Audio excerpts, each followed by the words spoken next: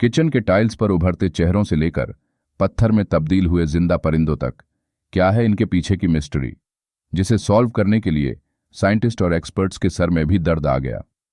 Unusual दुनिया में एक बार फिर से स्वागत है दोस्तों। इस मॉडर्न एज में साइंस के पास हर मिस्ट्री और चमत्कार का एक्सप्लेनेशन मौजूद है, लेकिन वही इन गुजरते सालों में कुछ ऐसे हैरत अंगेज वाकयात भी पेश आए हैं जिन्हें सुलझाने में एक्सपर्ट्स को भी चक्कर आ गया।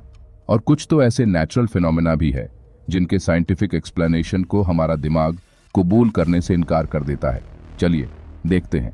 नंबर 4 बात है 1971 की, जब स्पेन के शहर बेल्मेज में मरिया गोमेज कमारा नाम की लेडी को अपने कंक्रीट किचन के फर्श पर एक अजीब सा दाग दिखाई देता है।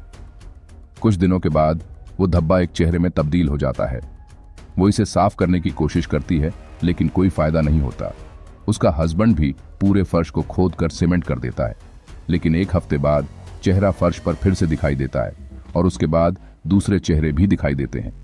कई बार इस परिवार ने उन चेहरों को मिटाने की कोशिश की, लेकिन नाकामयाब रहे, क्योंकि वो चेहरे कुछ टाइम बाद वापस दिखने लगते थे। देखते ही देखते ये बात पूरे शहर में फैल जाती है और एक्सपर्ट्स की टीम इन्वेस्टिगेशन करने लगती है, लेकिन किसी को भी पेंट या छेड़छाड़ का कोई सबूत नहीं मिलता है।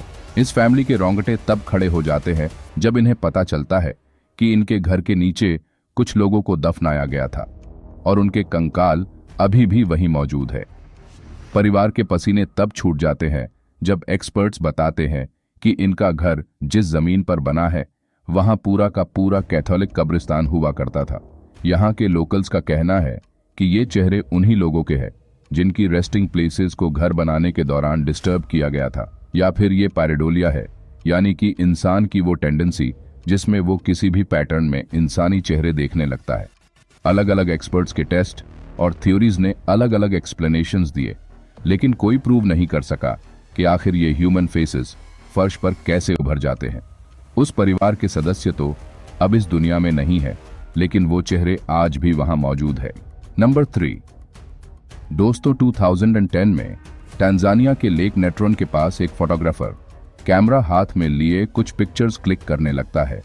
उसकी फोटोज देखकर लगता है कि ये कोई आर्ट का मास्टरपीस है, लेकिन आप सुनकर हैरान हो जाएंगे कि ये रियल एनिमल्स है जो फ्रीज हो गए हैं और पत्थर में तब्दील हो गए हैं। फ्लेमिंगो, ईगल और ना जाने कितने परिंदे अपनी जगह पर ही पत्थर बन गए। इन फोटोग्राफ्स ने इंटरनेट पर सनसनी मचा दी। वहां के लोकल्स का मानना है कि ये सब एक ग्रीक मॉन्स्टर मेडुसा की वजह से हुआ है। ये एक स्नेक मॉन्स्टर है जिसके बाल भी स्नेक के हैं और वो जिसे भी घूरती है वो पत्थर का बन जाता है। साइंटिस्ट ने जब पूरे मामले की जांच की तो मालूम पड़ा कि लेक नेट्रॉन के करीब एक एक्टिव वॉल्केनो ओएल डुएनियो लेंगाई है। ये वॉल्केनो एक बहुत ही अलग किस्म का लावा उगलता है जिसमें सोडियम और पोटेशियम कार्बोनेट की क्वांटिटी ज्यादा है, जिसे नेट्रोकार्बोनाटाइट कहते हैं और शॉर्ट में नेट्रॉन। जब ये केमिकल पानी में मिलता है तो किसी भी बॉडी को ममिफाई करने के काबिल बन जाता है। इस पानी में मौजूद हद से ज्यादा सॉल्ट किसी भी बॉडी को सड़ने नहीं देता। आपको जानकर हैरानी होगी कि इजिप्ट में यही वो की इंग्रेडिएंट्स थे जो ममिफिकेशन के दौरान यूज किए जाते थे, और यही रीजन है कि इस लेक के पानी से बॉडी कड़क हो जाती है और जैसी की वैसी प्रिजर्व्ड रह सकती है, बिल्कुल एक ममी की तरह। लेक नेट्रॉन के पानी का कलर देखने पर रेड लगता है क्योंकि इसमें पॉइजनस एल्गे है। साइंटिस्ट के अकॉर्डिंग इस पानी से एकदम से किसी की मौत नहीं हो सकती, लेकिन अगर कोई इसमें डूब जाए या पहले से मरी हुई कोई बॉडी इसमें डाल दी जाए तो कुछ टाइम के बाद वो कड़क हो जाएगी और जैसी की वैसी बनी रहेगी, और शायद 100 साल बाद भी किसी को मिली तो वो पहचान ली जाएगी।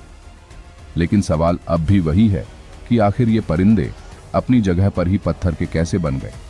जब इन फोटोज के बारे में रिसर्च की गई तो मालूम पड़ा कि अपनी पिक्चर्स में जान डालने के लिए फोटोग्राफर ने बर्ड्स को अलग अलग पोज में रखकर फोटोज लिए थे। नंबर 2 अमेरिका के डेथ वैली में एक बेहद अजीब चीज नोटिस की गई। वहां देखा गया कि इस वैली की बॉटम पर जो पत्थर पड़े हुए हैं उनका एक ट्रेल बना हुआ है। ऐसा लगता है जैसे इन पत्थरों को एक जगह से दूसरी जगह घसीट कर लाया गया है। हैरानगी की बात यह है कि इनमें कुछ ऐसे पत्थर भी थे जो 300 किलो से भी ज्यादा वजनी थे, जिन्हें कोई हिला भी नहीं सकता, तो घसीटना तो दूर की बात है। लेकिन इन भारी भरकम पत्थरों के भी घसीटने के निशान मौजूद थे। कई सालों से साइंटिस्ट भी हैरत में थे कि आखिर कैसे ये पत्थर अपने आप मूव होते हैं। और अगर ये किसी इंसान का काम है तो वो ऐसा क्यों करेगा?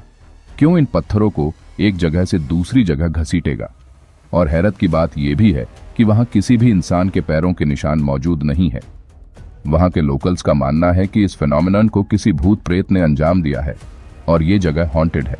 यूनिवर्सिटी ऑफ कैलिफोर्निया के साइंटिस्ट रिचर्ड नॉरिस और उनकी टीम को 12 सालों की रिसर्च के बाद फाइनली पत्थरों के मूवमेंट की मिस्ट्री का सुराग हाथ लगता है। नॉरिस ने 2001 में डेथ वैली में कुछ भारी पत्थर रखे और उन्हें रिमोटली नोटिस करते रहे, लेकिन 2001 से 2012 तक वो पत्थर जैसे के वैसे पड़े रहे। आखिरकार 2013 में उन्होंने नोटिस किया कि पत्थर की लोकेशन चेंज हो गई है। रिचर्ड के हिसाब से पत्थरों की मूवमेंट की वजह सर्दियों में पड़ने वाली बारिश है। दिन के वक्त हुई बारिश का पानी रात को जम जाता है और उसके ऊपर बर्फ की एक लेयर बन जाती है, जो तेज हवा के बहने पर मूव होने लगती है और अपने साथ उन पत्थरों को भी मूव करने लगती है। ऐसा मुमकिन हो पाता है क्योंकि बर्फ की लेयर का वजन पत्थरों से ज्यादा होता है और वो इजीली पत्थरों को मूव कर देती है, और जब पानी इवेपोरेट हो जाता है तब हमें ऐसा अनोखा मंजर नजर आता है। नंबर 1, थाईलैंड से गुजरने वाली मीकोंग रिवर 4900 किलोमीटर लंबी है, जो कई कंट्रीज से होकर गुजरती है। लेकिन थाईलैंड के डिस्ट्रिक्ट फोन फिसे से जो रिवर का हिस्सा गुजरता है, उसमें हर साल अक्टूबर में होने वाले बुद्धिस्ट फेस्टिवल के सेलिब्रेशन के दौरान एक अजीब सा मंजर पेश आता है। यहाँ फेस्टिवल की रात रिवर के पानी से फायर बॉल्स निकलते हैं और आसमान की तरफ चले जाते हैं। इन फायर बॉल्स में कुछ का साइज तो बास्केटबॉल जितना बड़ा भी होता है। ऐसा सिर्फ फेस्टिवल की नाइट में ही होता है और फिर ये फायर बॉल्स कभी दिखाई नहीं देते। वहाँ के लोकल्स इसे नागा फायर बॉल्स कहते हैं। ऐसा इसलिए क्योंकि उनका मानना है कि ये सी सर्पेंट नागा के मुंह से निकलते हैं। लेकिन साइंस इस बात को ना मानते हुए इन फायरबॉल्स को मेथेन गैस बताते हैं और कुछ फॉस्फीन गैस। कुछ एक्सपर्ट्स ने प्लाज्मा ऑर्ब्स थ्योरी को इसका रीजन बताया, लेकिन अब तक कोई भी थ्योरी इस मिस्ट्री को प्रूव नहीं कर पाई कि आखिर ये गैसेस साल में सिर्फ एक बार उस फेस्टिवल की नाइट पर ही क्यों निकलती है। लेकिन फिर 2002 में आईटीवी ने एक स्टिंग ऑपरेशन किया और रिवर की ऑपोजिट साइड पर छुपकर जासूसी करने लगे। उनकी टीम ने देखा कि कुछ सोल्जर्स रिवर की इस साइड से फ्लेयर गन से आसमान में शूट कर रहे थे। ऐसा हर साल होता है जब ये सोल्जर्स सेलिब्रेशन के दौरान आसमान में फायरिंग करते हैं और फेस्टिवल के शोरगुल में शूटिंग की आवाज सुनाई नहीं देती। हालांकि कुछ लोगों ने इस डॉक्यूमेंट्री को भी फेक करार दे दिया।